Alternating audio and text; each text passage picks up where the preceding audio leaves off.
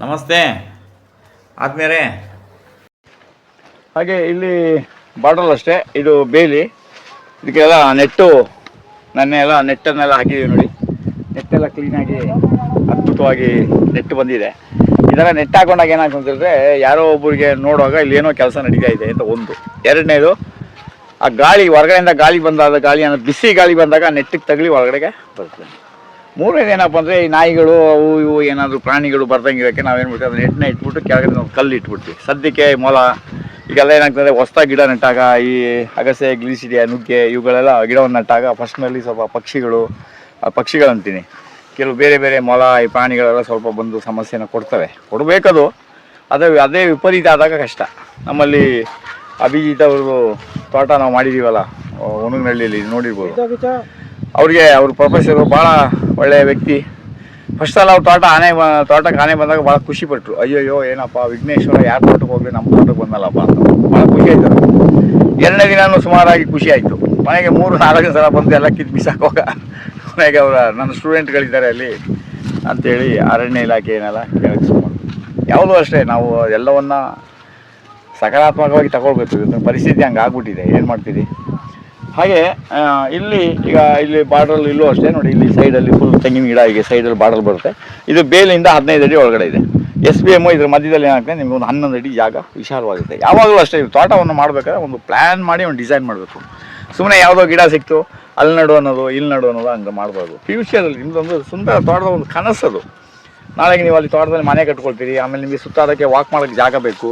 ಜಮೀನು ಸುತ್ತ ವಾಕ್ ಮಾಡ್ಬೋದು. ಆಮೇಲೆ ನಿಮಗೆ ಮುಂದೆ ನಿಮ್ಮ ಜಮೀನು ಸುತ್ತ ಏನಾದರೂ ಗಾಡಿಗಳು ತರಬೇಕು, ಆರಾಮಾಗಿ ಯಾವುದೇ ಗಿಡಗಳನ್ನ ಕತ್ತರಿಸ್ತೇನೆ ಆರಾಮಾಗಿ ಗಾಡಿ ಬರ್ಬೋದು. ಆಮೇಲೆ ಯಾವುದೋ ಒಂದು ಕಾಲದಲ್ಲಿ ಪಕ್ಕದಲ್ಲಿ ಯಾವುದೋ ಒಂದು ಫೈರಿಂಗ್ ಆಯಿತು, ಅವಾಗೇನಾಗ್ತದೆ ನಿಮಗೆ ಸಮಸ್ಯೆ ಆಗಬಾರ್ದು. ಆಮೇಲೆ ನೀವು ಬೇಲಿ ಪಕ್ಕದಲ್ಲಿ ನಮ್ಮ ಜನರದ್ದು ಒಂದು ಗುಣ ಇದೆಯಲ್ಲ, ಒಳ್ಳೆ ಗುಣ. ಅದೇನಪ್ಪ ಅಂದರೆ ಇವರು ಬೇಲಿಗೆ ತಗೊಂಡೋಗಿ ತೆಂಗಿನ ಗಿಡ ನೆಡೋದು, ಅವರು ತೆಂಗಿನ ಗಿಡ ತಡೋದು, ಎರಡರಲ್ಲೂ ಫಸಲಾಗಲ್ಲ. ಅದನ್ನೇ ನೀವೇನು ಮಾಡಬೇಕು, 15 ಅಡಿ ಬಿಟ್ಟು ಎಕ್ಸ್ಟೆನ್ಷನ್ ಮಾಡ್ಕೋಬೇಕು.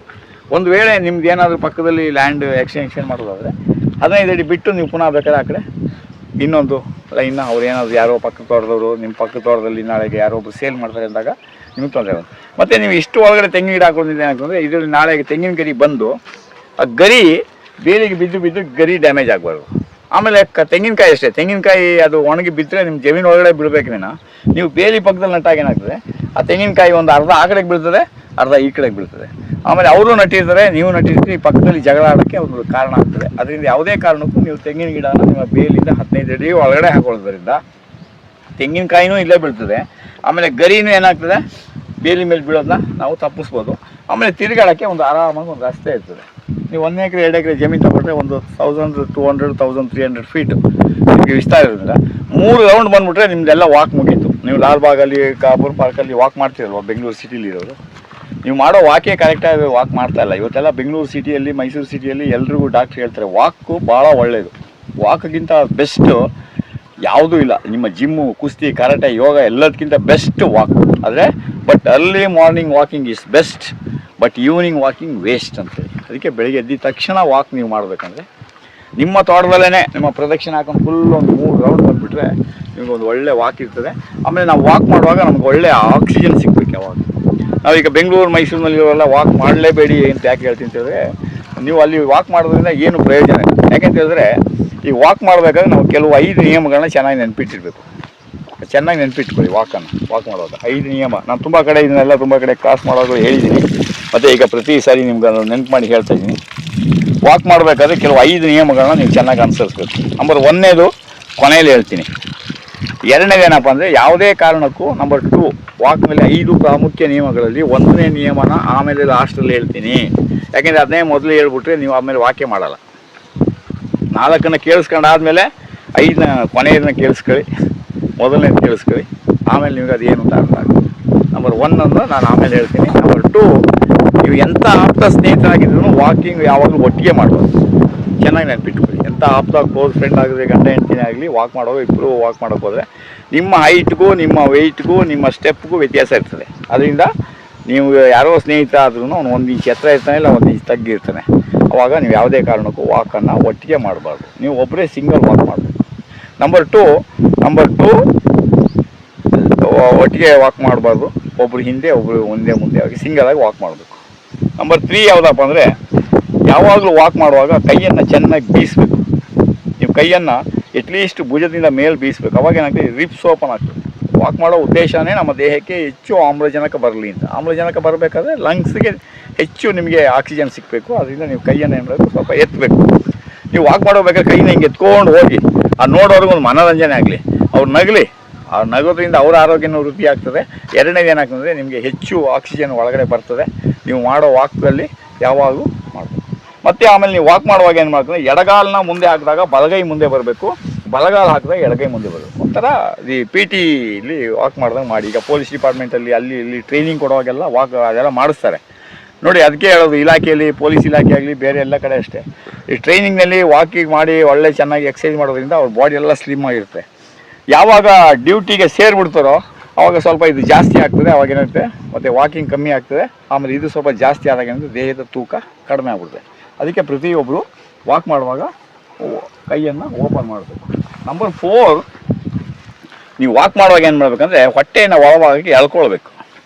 ಹೊಟ್ಟೆಯನ್ನು ಒಳಭಾಗಕ್ಕೆ ಎಳ್ಕೊಂಡು ವಾಕ್ ಮಾಡ್ತಾಯಿದ್ರೆ ನಿಮ್ಮ ದೇಹ ಒಂದು ಸ್ಟಿಫ್ ಆಗಿ ಸ್ಟ್ರೈಟಾಗಿ ಕಾಣ್ತದೆ. ನೀವು ವಾಕ್ ಮಾಡುವಾಗ ಅಷ್ಟೇ ಒಳಗಡೆ ಹೊಟ್ಟೆನ ಒಳಗಡೆ ಎಳ್ಕೊಂಡು ವಾಕ್ ಮಾಡಿ.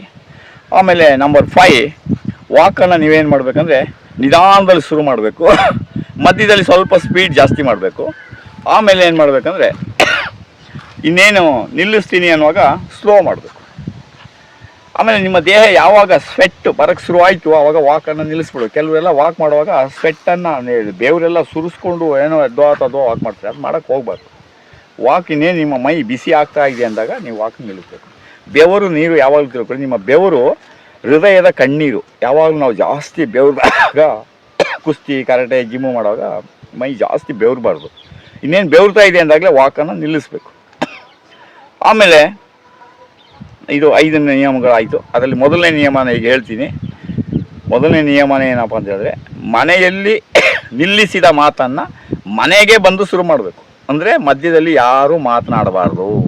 ಈಗ ಸ್ವಲ್ಪ ಕಷ್ಟ ಕಾಣಿಸ್ತದೆ ಕೆಲವರಿಗೆ. ನಮ್ಮ ಮಾತೇನೆಲ್ಲ ವಾಕ್ ಹೋಗೋದೆ ಪಕ್ಕದ ಮನೆಯವ್ರದ್ದು ಏನಾಯಿತು, ಅವ್ರ ಮನೇದು ಏನಾಯಿತು, ಅವ್ರ ಸೊಸೆ ಏನಂದರು, ಇವ್ರ ಮಗಳೇನಾದ್ರು ಅಂತ ಈ ವಿಚಾರ ಮಾತಾಡೋಕ್ಕೆ ಹೋಗೋದು.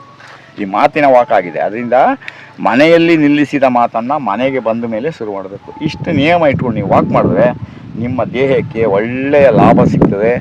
ಆಮೇಲೆ ವಾಕ್ ಮಾಡುವಾಗ ಅಲ್ಲಿ ಸಿಟಿಲೆಲ್ಲ ಯಾಕೆ ವಾಕ್ ಮಾಡಬೇಡಿ ಅಂತ ಹೇಳ್ತೀವಿ ಅಂದರೆ, ಸಿಟಿಯಲ್ಲಿ ನೀವೆಲ್ಲ ವಾಕ್ ಮಾಡೋ ಟೈಮಲ್ಲಿ ಏನು ಮಾಡ್ತಾರೆ, ಅವಾಗ ತಾನೇ ಕಸ ಗುಡ್ಸೋಕ್ಕೆಲ್ಲ ಶುರು ಮಾಡಿರ್ತಾರೆ. ಆ ಕಸ ಗುಡಿಸುವಾಗ ಆ ಧೂಳೆಲ್ಲ ಏನಾಗ್ತದೆ, ನಿಮ್ಮ ವಾಕ್ ಮಾಡುವಾಗ ಜಾಸ್ತಿ ಗಾಳಿ ತಗೊಳ್ಳೋದ್ರಿಂದ ಅದು ಲಂಗ್ಸ್ ಒಳಗೆ ಪ್ರವೇಶ ಆಗ್ತದೆ. ಅದರಿಂದ ನೀವು ಸಿಟಿಯಲ್ಲಿ ವಾಕ್ ಮಾಡೋದು ಅಷ್ಟು ಒಳ್ಳೆಯದಲ್ಲ. ಆಮೇಲೆ ಎರಡನೇದು ಏನಾಗ್ತದೆ, ಆ ಟೈಮಲ್ಲಿ ರಸ್ತೆ ಬದಿಯಲ್ಲಿ ಮಾಡ್ತಾ ಇದ್ದಾಗ ವಾಹನಗಳು ಬರ್ರ ಅಂತ ಓಡ್ತವೆ. ಆ ಬರ್ರ ಅಂತ ಓಡುವಾಗ ಅವು ಕಾರ್ಬನ್ನ ಹೊರಗಡೆ ರಿಲೀಸ್ ಮಾಡ್ತವೆ. ಆ ಕಾರ್ಬನ್ ರಿಲೀಸ್ ಮಾಡಿದಾಗ ನೋಡಿರ್ಬೋದು, ಪೆಟ್ರೋಲ್ ಅಷ್ಟೇ ಸಿಗುತ್ತೆ. ಅಷ್ಟೇ ನೀವು ವಾಕ್ ಮಾಡ್ತಾ ಇದ್ದಾಗ ಜಾಸ್ತಿ ಆಮ್ಲಜನಕವನ್ನು ಉಸಿರನ್ನು ತಗೊಳ್ಳೋಕ್ಕೆ ಶುರು ಮಾಡೋದ್ರಿಂದ ಗಾಳಿಯಲ್ಲಿ ಜಾಸ್ತಿ ಲಂಗ್ಸ್ ಒಳಗಡೆ ಹೋಗೋದ್ರಿಂದ ನಿಮ್ಮ ಆರೋಗ್ಯಕ್ಕೆ ಅದು ತುಂಬ ಡೇಂಜರ್. ಕಸ ಗುಡಿಸೋ ಜಾಗದಲ್ಲಿ ವಾಕ್ ಮಾಡಬಾರ್ದು. ಆಮೇಲೆ ವೆಹಿಕಲ್ಗಳು ಓಡಾಡೋ ಜಾಗದಲ್ಲಿ ವಾಕ್ ಮಾಡಬಾರ್ದು. ಯಾವುದೋ ಒಂದು ಕಬ್ಬನ್ ಪಾರ್ಕಲ್ಲೋ ಅಲ್ಲೋ ಇಲ್ಲೋ ನಮ್ಮ ಮೈಸೂರಲ್ಲೆಲ್ಲ ಕೆರೆಯಲ್ಲೆಲ್ಲ ಮಾಡ್ತಾರೆ. ಅವೆಲ್ಲ ವಾಕೇ ಅಲ್ಲ. ಅವೆಲ್ಲ ಏನಪ್ಪ ಅಂದರೆ ಒಂದು ದೇಹದ ಪ್ರದರ್ಶನ, ಒಂದು ಹೊಸ ಟ್ರ್ಯಾಕ್ ಪ್ಯಾಂಟ್ ಹಾಕೋದು, ಒಂದೊಳ್ಳೆ ಶೂ ಹಾಕೋದು, 4 ಜನ ಫ್ರೆಂಡ್ಸ್ಗಳು ಹಾಕೋದು, ಇವೆಲ್ಲ ಜನರ ತೋರಿಕೆಗೆ ವಾಕ್ ಮಾಡ್ತಾರೆ. 90% ಕುಕ್ಕರಳ್ಳಿ ಕೆರೆಯಲ್ಲಾಗಲಿ ನಿಮ್ಮ ಕಬ್ಬನ್ ಪಾರ್ಕಲ್ಲಾಗಲಿ ನಾನು ಬೆಳಿಗ್ಗೆ ಹೊತ್ತಿನಲ್ಲಿ ಈ ಥರ ಡ್ರೆಸ್ ಹಾಕ್ಕೊಂಡಿದ್ದೀನಿ, ನಾನು ಹಿಂಗಿದ್ದೀನಿ, ಫಿಟ್ ಆಗಿದ್ದೀನಿ ಅಂತ ಒಂದು ತೋರಿಸ್ಕೊಂಡು ಒಂದು ಪ್ರದರ್ಶನ ಬಿಟ್ಟರೆ, ನಿಜವಾದ ವಾಕ್ ಮಾಡೋರು ಅವ್ರುಗಳು ಸಿಂಗಲಾಗಿ ವಾಕ್ ಮಾಡ್ತಾರೆ. ಅದು ಭಾರಿ ಒಳ್ಳೆಯ ವಾಕ್. ಅದ್ರ ಬದಲು ನೀವು ಬನ್ನಿ, ಸಿಟಿಲಿ 1 ಎಕರೆ 2 ಎಕರೆ ಮನೆಗಳೆಲ್ಲ ಬಿಟ್ಬಿಟ್ಟು 1 ಎಕರೆ 2 ಎಕರೆ ಜಾಗ ತಗೊಳ್ಳಿ, ಇಲ್ಲೊಂದು ಮನೆ ಕಟ್ಕೊಳ್ಳಿ, ಜಮೀನು ಸುತ್ತ ರೋಡ್ ಫ್ರೀಯಾಗಿ ಬಿಟ್ಕೊಳ್ಳಿ. ಇಲ್ಲೇ ನಿಮಗೆ ಆಹಾರ ಸಿಗ್ತದೆ, ಇಲ್ಲೇ ಆಮ್ಲಜನಕ ಸಿಗ್ತದೆ, ಇಲ್ಲೇ ನಿಮ್ಮದು ಅದು ಯಾವುದೋ ಒಂದು ಪಿಕ್ಚರಲ್ಲಿ ಹೇಳ್ದಂಗೆ ಇಲ್ಲೇ ಸ್ವರ್ಗ ಇಲ್ಲೇ ನರಕ, ಮೇಲೇನಿಲ್ಲ ಸುಳ್ಳು. ಅಂದರೆ ನಿಮ್ಮ ಜಮೀನಲ್ಲೇ ನೀವು ಸ್ವರ್ಗವನ್ನು ನೀವೇ ಸೃಷ್ಟಿ ಮಾಡ್ಕೊಳ್ಬೇಕು, ನಿಮ್ಮ ಎಲ್ಲವನ್ನು ನೀವು ಹಾಗೆ.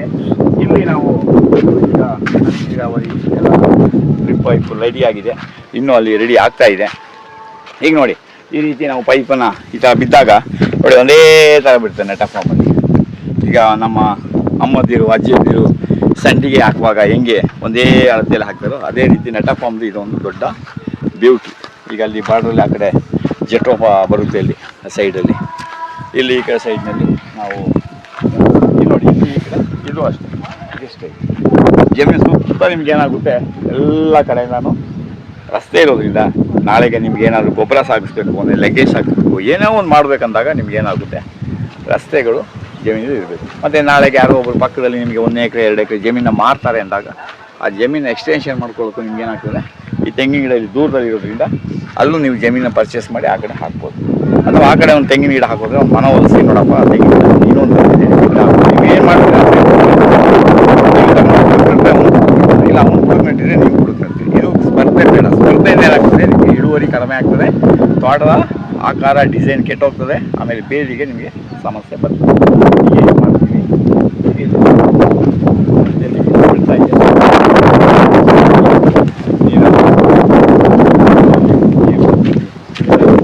ಸೈಡಲ್ಲೆಲ್ಲ ಇವಾಗ ಜೇಟೋಪ ಬರುತ್ತೆ. ಈಗ ಇಲ್ಲೂ ನಾವು ಸೈಡಲ್ಲಿ ಇಲ್ಲಿ ರಸ್ತೆಯನ್ನು ಇಲ್ಲಿ ಕ್ಲೀನಾಗಿ ಗಿಡ ಬಿಟ್ಟಿದ್ದೀವಿ. ಎಲ್ಲ ಕಡೆನೂ ಅಷ್ಟೇ ಬೇಲಿಯಿಂದ ಒಳಗಡೆ ನಮ್ಮದು 15 ಅಡಿ ನಾವು ಇಲ್ಲಿ ಒಳಗಡೆ ಬಿಟ್ಕೊಂಡಿದ್ದೀವಿ. ಆಮೇಲೆ ಇಲ್ಲಿ ಏನಾಗುತ್ತೆ ಅಂದರೆ ಈಗ ಅಲ್ಲಿ ಬೋರ್ ಇರೋದ್ರಿಂದ ನಾವು ಇಲ್ಲಿ ಈಗ ರಸ್ತೆ ಬಂದು ಗಾಡಿ ಇಲ್ಲಿ ಹೋಗಲಿಕ್ಕೆ ಇಷ್ಟಾಗೋ ಜಾಗವನ್ನು ಫ್ರೀಯಾಗಿ ಬಿಟ್ಟಿದ್ದೀವಿ. ಆ ಗಾಡಿ ಹೋಗೋಂಥ ಟೈಮಲ್ಲಿ ನಿಮ್ಗೆ ಇಷ್ಟಾಗೋ ಜಾಗ ಬೇಕು, ಅಲ್ಲಿ ಮಿಷಿನೆಲ್ಲ ಬಿಚ್ಕೊಳ್ಳೋಕ್ಕೆಲ್ಲ ಅನುಕೂಲ ಆಗ್ತದೆ. ಆಮೇಲೆ ನೀವೇನು ಮಾಡ್ಬೋದು ಅಂದರೆ ನಿಮ್ಮ ಬೋರ್ ತೆಗೆಯೋದು ಸಿಕ್ಕಂಥ ಈ ಮಣ್ಣನ್ನು ರಸ್ತೆಗಳಿಗೆಲ್ಲ ನೀವು ಸಾಗಿಸ್ಕೋಬೋದು. ಆಮೇಲೆ ನೀವು ಈ ಬೋರ್ ಸುತ್ತ ಈ ಥರ ಅದನ್ನು ಕ್ಲೀನಾಗಿ ಹರಡ್ಕೊಂಡ್ರೆ ನಿಮ್ಗೇನಾಗ್ತದೆ ಇಲ್ಲಿ ಯಾವುದೇ ಕಾರಣಕ್ಕೆ ಕೆಸರಾಗೋದಿಲ್ಲ ಮತ್ತು ಕಳೆ ಕಸ ಏನಿಲ್ಲಿ ಹುಟ್ಟೋದಿಲ್ಲ. ಹೀಗೆ ಇದು ಬೋರನ್ನ ಈ ರೀತಿ ಇಲ್ಲಿ ಮಾಡ್ಕೊಂಡಿದ್ದೀವಿ. ಆಮೇಲೆ ನಮ್ಮದು ಇಲ್ಲಿ ಪೈಪ್ ಲೈನಿಗೆ ಮೇಲೆ ಹೋಗಿರೋದ್ರಿಂದ ಇಲ್ಲಿ ಪೈಪ್ ಲೈನ್ ಈಗ ಹೋಗಿ ನಾವು ಅಲ್ಲಿ ತಗೊಂಡಿದ್ದೀವಿ. ಪೈಪ್ ಲೈನು ಮದರ್ ಲೈನ್ ಇಲ್ಲಿ ತಗೊಂಡಿದ್ದೀವಿ. ಆ ಟೈಮಲ್ಲಿ ಇಲ್ಲಿ ಯಾಕೆ ನಾವು ಕಲ್ಲುಗಳನ್ನ ಇಟ್ಟಿದ್ದೀವಿ ಅಂದರೆ ಇಟ್ಸ್ ವೆರಿ ಇಂಪಾರ್ಟೆಂಟ್. ಗಮನಿಸ್ತೀವಿ ನಾಳೆಗೆ ನೀವು ಇವತ್ತು ಮಾಡ್ತೀರಿ ಇನ್ನೊಂದು ಮಾಡ್ತೀರಿ ಇನ್ನೊಂದು 5 ವರ್ಷ 6 ವರ್ಷ ಎಲ್ಲ ಆದಮೇಲೆ ಯಾರೋ ಕೆಲಸಗಾರರು ಯಾರೋ ಹೊಸಬರು ಬರ್ತಾರೆ, ಅವ್ರಿಗೆ ಯಾವುದೋ ಒಂದು ಗಿಡ ನೆಡುವಾಗ ಅವ್ರು ಏನು ಮಾಡ್ತಾರೆ ಇಲ್ಲಿ ಗಿಂಡಿ ತೆಗೆದುಬಿಡ್ತಾರೆ ಅಂದ್ಬಿಟ್ಟು ಇದ್ರ ಮೇಲ್ಗಡೆ ನಾವು ಈ ರೀತಿ ಕಲ್ಲನ್ನು ಜೋಡಿಸಿಟ್ಬಿಟ್ಟು ಇಲ್ಲಿ ಏನೋ ಒಂದು ಇದೆ ಅಂತ ಅವ್ರಿಗೆ ಅರಿವಾಗಬೇಕು. ಅದಕ್ಕೆ ಏನು ಮಾಡ್ತೀವಿ ಈ ಕಲ್ಲನ್ನು ಇದ್ರ ಮೇಲೆ ಇಲ್ಲಿ ನಾವು ಜೋಡಿಸಿ ಇಲ್ಲಿ ಇಟ್ಟಿದ್ದೀವಿ. ಈ ಕಲ್ಲು ಇಲ್ಲಿ ಇರೋದ್ರಿಂದ ಏನಾಗ್ತದೆ ಅವ್ರಿಗೆ ಏನೋ ಗೊತ್ತಾಗ್ತದೆ ಕೆಳಗಡೆ ಏನೋ ಒಂದು ಇದೆ ಅಥವಾ ಒಂದು ಪೈಪ್ ಲೈನ್ ಇದೆ, ನಾವಿಲ್ಲಿ ಗುಂಡಿ ತೆಗಿಬಾರ್ದು ಅಂತ ಅವ್ರಿಗೊಂದು ಎಚ್ಚರಿಕೆ ಇರ್ತದೆ. ಅದೇ ನೀವು ಅಷ್ಟೇ ನಿಮ್ಮದು ಮಾತಾಡಲ್ಲ ಹೋಗಿದ್ದು ಅದ್ರ ಮೇಲ್ಗಡೆ ಈ ರೀತಿ ನೀವು ಕಲ್ಲನ್ನು ಜೋಡಿಸ್ಕೊಂಬಿಡೋದು ತುಂಬ ಒಳ್ಳೆಯದು. ಕೆಲವೆಲ್ಲ ಸಿಮೆಂಟು ಕಾಂಕ್ರೀಟ್ ಹಾಕ್ಬಿಡ್ತೀರಿ, ಅದು ಒಳ್ಳೆಯದೇ. ಬಟ್ ಏನಪ್ಪ ಅಂದರೆ ಕೆಳಗಡೆ ಏನಾದ್ರು ಪೈಪ್ಗೆ ಏನಾದ್ರು ಡ್ಯಾಮೇಜ್ ಆಯಿತು ಅಂದಾಗ ಯಾವುದೋ ಒಂದು ಕಾರಣ ಡ್ಯಾಮೇಜ್ ಆಯಿತು ನಾವು ತೆಗಿಬೇಕಾದ್ರೆ ಸಿಮೆಂಟ್ ಎಲ್ಲ ವೇಸ್ಟ್ ಆಗ್ತದೆ. ಅದ್ರ ಬದಲು ಈ ರೀತಿ ನೀವು ಕಲ್ಲನ್ನು ಜೋಡಿಸ್ಕೊಂಬಿಡೋದು ತುಂಬ ಒಳ್ಳೆಯದು. ಹೀಗೆ ಇಲ್ಲಿಂದ ಬಂದು ಹೀಗೆ ಇದು ಕೆಲಸ ನಡೀತಾ ಇದೆ. ವರ್ಮಿಂಗ್ ಕಾಂಪೋಸ್ಟ್ನ ನಾವು ಅಲ್ಲಲ್ಲೇ ಮುಟ್ಟೆಗೆ ಹಾಕ್ಕೊಂಡಿದ್ದೀವಿ. ಈಗೆಲ್ಲ ಗಿಡಗಳಿಗೆಲ್ಲ ಇಲ್ಲಿ ಕಟ್ಟಿದ್ದೀವಿ ನೋಡಿ. ಇಲ್ಲಿ ಕಟ್ಟಿರೋದ್ರಿಂದ ಇದು ಕ್ಲೀನಾಗಿದೆ. ಅಲ್ಲಿ ಕಟ್ಟಿರೋದು ಕಮ್ಮಿ ಆಗಿದೆ ಅಂದರೆ ಗಿಡ ಅದೇನಾಗ್ತದೆ ಅಳ್ಳಾಡ್ತದೆ ನೋಡಿ. ಅಲ್ಲಿ ಈಗ ಅಳ್ಳಾಡೋಕ್ಕೆ ಶುರುವಾಗಿದೆ. ಅದಕ್ಕೆ ನಾವೇನು ಮಾಡಬೇಕು ಇದನ್ನು ಸೇರಿಸಿ ಇಲ್ಲಿ ಕಟ್ಟಬೇಕು. ಇಲ್ಲಿ ಕಟ್ಟಿದಾಗ ಅದು ಏನಾಗ್ತದೆ ಗಾಳಿಗೆ ಶೇಕ್ ಆಗ್ತದೆ. ಈ ಥರ ಕಟ್ಟಬೇಕು. ಈಗ ಇಲ್ಲಿ ಕಟ್ಟಿ ನೋಡಿ ಆ ರೀತಿ ಶೇಕಿಂಗ್ ಆಗ್ತದೆ. ಏನು ಅಲ್ಲಿ ಗಂಟನ್ನು ನಾವು ಕಟ್ಟಬೇಕು. ಇದೆಲ್ಲ ಸ್ವಲ್ಪ ಉಸ್ತುವಾರಿ ಅಂದರೆ ಇದೆ. ಇನ್ನೇನು ನಾವೇನು ಗುರಿ ತಗೊಂಡು ಆಗಿರೋದೇನಿಲ್ಲ. ಇವರೆಲ್ಲ ಏನು ಕೆಲಸ ಮಾಡ್ತಾರೆ ಅದರಲ್ಲೇನೋ ವ್ಯತ್ಯಾಸ ಆದರೆ ಅವ್ರಿಗೆ ಅದನ್ನ ಹೇಳ್ಕೊಡ್ಬೇಕು, ಅವ್ರು ಅದನ್ನ ಕಲ್ತ್ಕೊಳ್ತಾರೆ. ಯಾಕೆಂದರೆ ಯುವ ಪೀಳಿಗೆಗೆ ಮುಂದಿನ ಪೀಳಿಗೆಗೆ ನಾವು ಕೃಷಿಯನ್ನು ಹೇಳ್ಕೊಡ್ಬೇಕು. ಮತ್ತು ನಾವು ಯಾಕೆ ಯೂಟ್ಯೂಬ್ ಚಾನಲ್ ಸ್ಟಾರ್ಟ್ ಮಾಡಿರೋದು ಆ ಜ್ಞಾನ ಅನ್ನೋದು ಮುಂದೆ ಇನ್ನೊಬ್ಬರಿಗೆ ಹರಡ್ಕೊಂಡು ಹೋಗಲಿ, ಅದು ಉಳಿಲಿ. ಮತ್ತು ಅವ್ರಿಗೆ ಯಾರಿಗೋ ಒಬ್ರಿಗೆ ಹೊಸ್ದಾಗಿ ಪಾಠ ಮಾಡಬೇಕು. ಎಲ್ಲರೂ ಬಂದು ನಮ್ಮನ್ನ ಭೇಟಿ ಮಾಡೋದು ಕಷ್ಟ ತೋಟದಲ್ಲಿ. ಮತ್ತು ಆಮೇಲೆ ನಮ್ಮ ಟ್ರೈನಿಂಗ್ ಬರೋದು ಕಷ್ಟ ಆಗ್ತದೆ ಕೆಲವರಿಗೆಲ್ಲ. ನಾವು ನಮ್ಮ ತೋಟಕ್ಕೆ ಬಂದು ನೋಡಿ ಅಂತ ಹೇಳಿದ್ರೆ ನಾವು ಹೋಗಿ ಅವ್ರ ತೋಟ ನೋಡ್ಬೋದು. ಆದರೆ ಅವ್ರು ನಮ್ಮ ತೋಟದಲ್ಲಿ ಒಂದಿನ ಕ್ಲಾಸಿಗೆ ಬರೋಕ್ಕೂ ಕಷ್ಟಪಡೋರು ತುಂಬ ಜನ ಇದ್ದಾರೆ.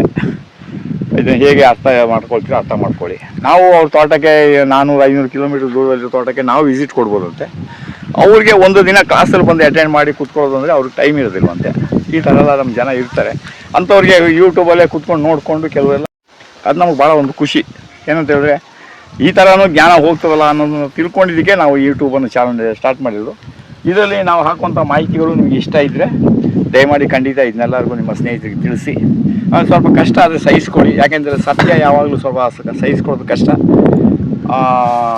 ಇದು ಜ್ಞಾನ ಎಲ್ಲರಿಂದ ಒಬ್ಬರಿಗೆ ಇದು ಮುಂದಕ್ಕೆ ಹೋಗಲಿ, ಎಲ್ಲ ಕಡೆಗೂ ಇದು ಹೆಚ್ಚು ಪ್ರಚಾರಕ್ಕೆ ಬರಲಿ. ಆಮೇಲೆ ಇದು ಮುಂದಿನ ಪೀಳಿಗೆಗೆ ಒಂದು ರೆಕಾರ್ಡ್ ಆಗಿರಲಿ. ಈಗ ನಮಗೆ ನಾರಾಯಣ ರೆಡ್ಡಿ ಅವರು ಇಲ್ಲ ಇವತ್ತು ನಮ್ಮ ಜೊತೆಲಿ, ಬಟ್ ಅವ್ರು ಮಾಡಿರೋ ಕೆಲಸ ಅವ್ರು ಮಾಡಿರೋದೆಲ್ಲ ಏನಾಗಿದೆ ಇವತ್ತು ಯೂಟ್ಯೂಬು ಫೇಸ್ಬುಕ್ಕಲ್ಲಿದೆ.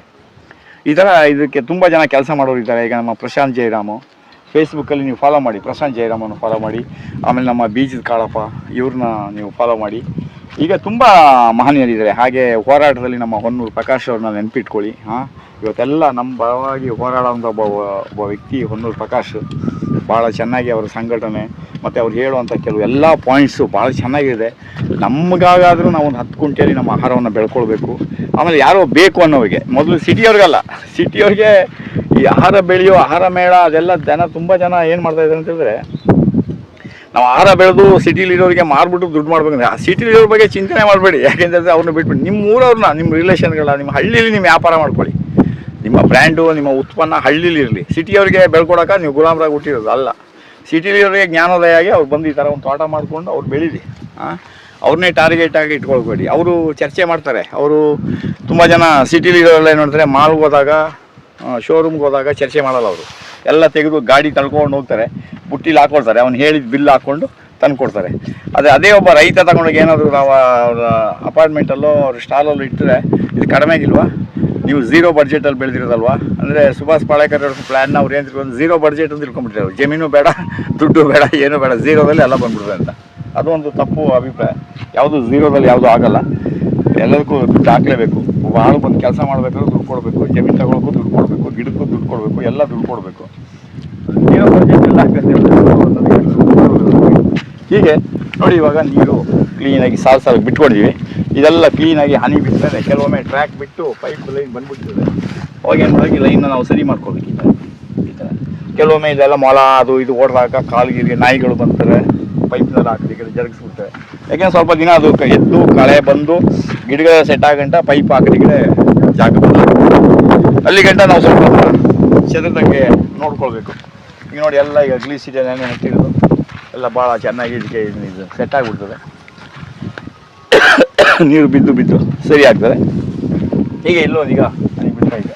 ಇನ್ನಿದ್ರೆ ಪಕ್ಕದಲ್ಲಿ ನಾವು ಈಗ ಗ್ರೀಸಿಡಿ ಅವ್ರನ್ನ ಮಾಡ್ತೀವಿ. ಜ್ಞಾನ ಒಂದೇ ಕಡೆ ಇರೋದು ಬೇಡ, ಎಲ್ಲ ಕಡೆಗೂ ಹರಡಲಿ. ನಿಮ್ಮ ಸಪೋರ್ಟ್ ನಮಗೆ ಬೇಕು. ನಿಮ್ಮ ಸಪೋರ್ಟ್ ನಮಗೆ ಯಾವ ಥರ ಬೇಕು? ನೀವೆಲ್ಲ ಕೋಟ್ಯಾಂತರ ರೂಪಾಯಿ ದುಡ್ಡು ಇಟ್ಕೊಂಡು ಅಲ್ಲಿ ಇಲ್ಲಿ ಮನೆಗಿನೇ ಕಟ್ಟಿ, ಅಲ್ಲಿ ಆಸ್ತಿ ಇಟ್ಕೊಂಡು, ಎಫ್ ಡಿಲಿ ಇಟ್ಕೊಂಡು, ಶೇರಲ್ಲಿ ಎಫ್ ಡಿಲಿ ಬ್ಯಾಂಕಲ್ಲಿ ಇಟ್ಟಿದ್ದು ದುಡ್ಡು ಯಾವುದು ಪರ್ಮನೆಂಟಾಗಿ ಉಳಿಯಲ್ಲ. ಚೆನ್ನಾಗಿ ನೆನಪಿಟ್ಕೊಳ್ಳಿ. ಬ್ಯಾಂಕಲ್ಲಿ ಯಾರು ದುಡ್ಡು ಇಡೋಕ್ಕೆ ಹೋಗಬೇಡಿ, ಶೇರಲ್ಲಿ ಇನ್ವೆಸ್ಟ್ಮೆಂಟ್ ಮಾಡೋಕ್ಕೆ ಹೋಗಬೇಡಿ. ನೀವೆಲ್ಲರೂ ಏನು ಮಾಡಬೇಕು, ಜಮೀನು ತಗೊಳ್ಳಿ. ಇವತ್ತು ಜಮೀನು ನಮ್ಗೆ ಕಳ್ಕೊಂಬಿಟ್ರೆ ನಾವು ಇನ್ನು ಆಮೇಲೆ ಎಲ್ಲವನ್ನ ಕಳ್ಕೊಂಡಾಗೆ. ಜಮೀನು ತಗೊಳ್ಳಿ. ಜಮೀನು ಕಳ್ಕೊಂಡು ನಿಮಗೆ ಬೇಕಾದ ಆಹಾರವನ್ನು ಬೆಳ್ಕೊಳ್ಬೋದು, ನಿಮಗೊಂದು ಮನೆ ಕಟ್ಕೊಳ್ಬೋದು, ಎಲ್ಲ ಥರದಲ್ಲಿ ನೆಮ್ಮದಿಯಾಗಿರ್ಬೋದು. ನಿಮ್ಮ ಇನ್ವೆಸ್ಟ್ಮೆಂಟ್ನ ಏನಿದ್ರು ಪರಿಸರದ ಮೇಲೆ ಹಾಕಿ. ಇನ್ನೂ ಜಾಸ್ತಿ ದುಡ್ಡಿದೆಯಾ, ಎಷ್ಟೋ ಜಾಗ ಖಾಲಿ ಇದೆ, ಪರ್ಚೇಸ್ ಮಾಡಿ. ಅರಳಿ ಮರ ನಡಿ, ಆಲ್ದ ಮರ ನಡಿ, ಒಂದು ಸಮಾಜ ಸೇವೆ ಮಾಡಿ. ಇದ್ರದ್ದು ಸಾಗರದ ನೀರನ್ನು ಸಾಗರಕ್ಕೆ ಚೆಲ್ಲೋದು ಏನು ಹೇಳ್ತಾರಲ್ಲ ಗಾದೆ. ಸಾರ್ವಜನಿಕರ ಹಣದಿಂದ ಸಾರ್ವಜನಿಕರಿಗೆ ನಾವು ವಿನಿಯೋಗ ಆಗಬೇಕಾದ್ರೆ ನೀವೆಲ್ಲರೂ ಹೆಚ್ಚು ಮನಸ್ಸು ಮಾಡಿ. ಪರಿಸರ ಉಳಿಬೇಕಾದ್ರೆ ಅರಣ್ಯಗಳನ್ನ ಇಳಿಸೋದು. ರೋಡ್ ಸೈಡಲ್ಲಿ ಮರ ಎಲ್ಲ ನಡಕ್ಕೆ ಹೋಗಬೇಡಿ ಇನ್ನು ಮುಂದೆ. ಯಾಕೆಂದರೆ ಪ್ರತಿ ವರ್ಷ ರೋಡ್ ಅಗಲಾಗ್ತಾ ಹೋಗ್ತಾ ಇರ್ತದೆ, ಮರ ಎಲ್ಲ ನಾಶ ಆಗ್ತದೆ. ಅದ್ರ ಬದಲು ಒಂದು 500 ಎಕರೆ 1000 ಎಕರೆ ಜಮೀನು ತಗೊಳ್ಳಿ. ಶ್ರೀಮಂತರಿರೋ ಮಕ್ಕಳಿಗೆಲ್ಲ ಸ್ವಲ್ಪ ನೆನ್ಪಿಟ್ಕೊಳ್ಳಿ. ನಿಮ್ಮ ಅಪ್ಪದಿರೋ ಅಮ್ಮದಿರೋ ಅದು ಯಾವ ಮಾರ್ಗದಲ್ಲಿ ದುಡ್ಡು ಸಂಪಾದನೆ ಮಾಡಿ ಇಟ್ಟಿರೋ ಅದು ನಮ್ಗೆ ಗೊತ್ತಿಲ್ಲ. ಬಟ್ ನೀವು ಅದನ್ನು ಸದುಪಯೋಗ ಆಗಬೇಕಂದ್ರೆ ಹೊರಗಡೆ ಬನ್ನಿ. 100 ಎಕರೆ ಜಮೀನು ಖಾಲಿ ಇದೆ, ತೆಗೆದು ಪರ್ಚೇಸ್ ಮಾಡಿ. ಅಲ್ಲಿ ಒಳ್ಳೆ ಅರಣ್ಯವನ್ನು ನಿರ್ಮಾಣ ಮಾಡೋಣ, ಪರಿಸರಕ್ಕೆ ಒಂದು ಒಳೋಣ.